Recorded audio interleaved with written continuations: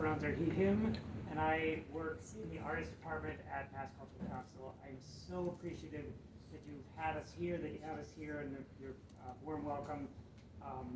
We just appreciate it. You have our gratitude. But as Sarah mentioned, I get to work with individual artists at Mass Cultural Council and oversee the individual side of the cultural sector recovery grant program, for which she's overseeing the organization side. I want to mention one thing first.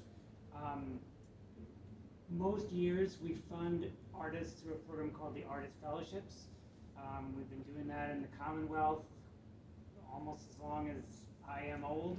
I haven't been doing it that whole time, but they're similar numbers.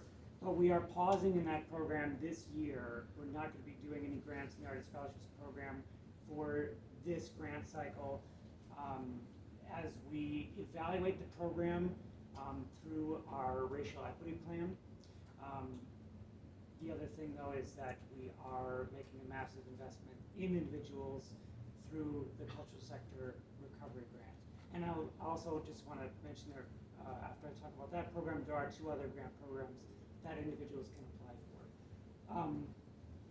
So the cultural sector recovery grants for individuals. Whereas past COVID-19 relief funds, because we've offered for those funds twice before from Mass Cultural Council, those programs were focused on mitigating losses. This program for individuals is focused on future. It's forward-facing. The idea is unrestricted grants of $5,000 to boost artists' careers and help them set a path for growth. Unrestricted, what do I mean? I mean, we don't tell you how to use it. The grant is made to grantees, and grantees decide how best to use the funds to boost their careers. As far as who is eligible to apply,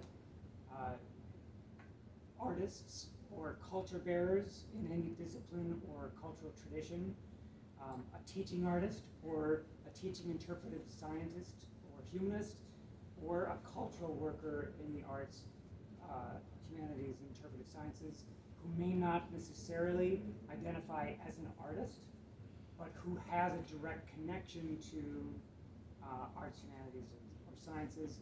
Let's say an electrician who works in a theater, does the light hang.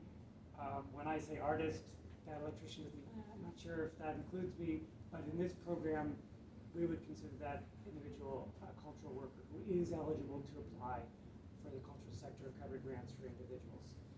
Along with those three areas of eligibility, you need to be a full-year resident in Massachusetts, not a full-time student, not Mass Cultural Council staff, right? Sorry, friends. Not a council member, Kathy. Although Sandy Frakes, I'm sorry, you're a past board member, Sandy Frakes. I didn't recognize you at first. You could apply. And family members of staff and council, afraid you cannot apply either. But all other folks, we want to make it as simple as possible. Just like Sarah said, we've worked really hard to make it a very inclusive and straightforward process. And we also are available for support at any step along the way.